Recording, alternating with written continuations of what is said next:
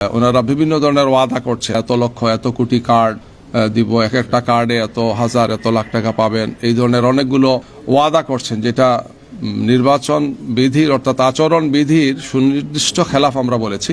এই মাসের 11 তারিখ নির্বাচনের শিডিউল ঘোষণা হয়েছে।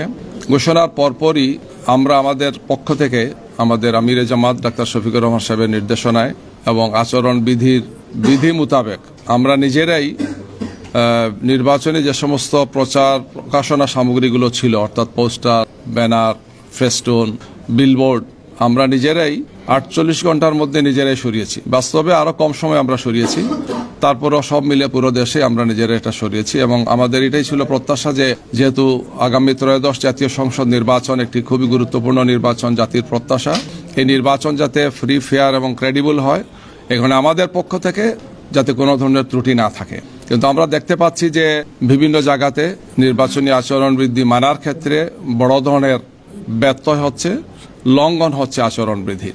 বড় একটি দলের পক্ষ থেকে বিভিন্ন ধরনের কার্ড আপনারা দেখেছেন, হয়তো আমরা সাংবাদিক বন্ধুদের মাধ্যমেই দেখেছি, ওনারা বিভিন্ন ধরনের ওয়াদা করছেন যে আমরা এত লক্ষ এত কোটি কার্ড দিব, এক একটা কার্ডে এত হাজার এত লাখ টাকা পাবেন, এই ধরনের অনেকগুলো ওয়াদা করছেন, যেটা নির্বাচন বিধির অর্থাৎ আচরণ বিধির সুনির্দিষ্ট খেলাফ আমরা বলেছি।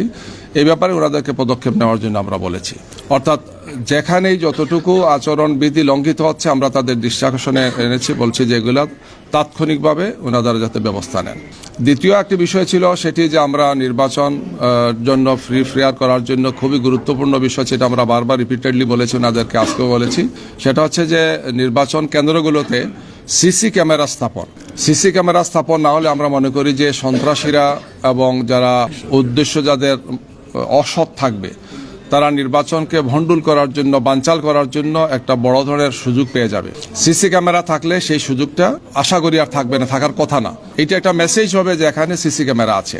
তো আমরা এটা আগেও দৃষ্টাসন করেছি, সিরিয়াসলি বলেছি, ওনারা বলেছেন, আমরা উদ্যোগ নিয়েছি, বিভিন্ন ধরনের প্রস্তাব বা বিভিন্ন ধরনের পরিকল্পনার কথা বলেছেন, যে আমরা বলেছি যাই করেন এটা সুনিশ্চিত হতে হবে জনগণ যাতে নির্বাচনে মানসিক প্রশান্তি সহ আসে, কোনো ধরনের ভয় তাদের মধ্যে না থাকে, ভয়শূন্য পরিবেশে যাতে আসে, যেখানে এসে নির্বাচনে ভোট দিলে আমি কোনো সন্ত্রাসের শিকার হব না, আমাকে কোনো ধরনের কোনো সমস্যার মুখোমুখি হতে হবে না। এটা নিশ্চিত করার জন্য আমরা বলেছি যে আপনারা সিসি ক্যামেরা স্থাপনের বিষয়টি নিশ্চিত করে। ওনারা বলেছেন যে আমরা সংশ্লিষ্ট সবার সাথে আলাপ করছি এবং এই ব্যাপারে ওনারা পদক্ষেপ নিচ্ছেন। আমরা বলছি আমরা এটা আরও ফলো আপ নেব, যে এটা যাতে নিশ্চিত হয়। যে প্রবাসীদের বিরাট প্রত্যাশা, প্রায় 101 কোটির উপর ভোটার হওয়ার মতো এখানে হয়েছেন, সব মিলে 6 লাখের বেশি এখনো হন নাই, 6 লাখের পাশাপাশি হবে ওনারা বলেছেন।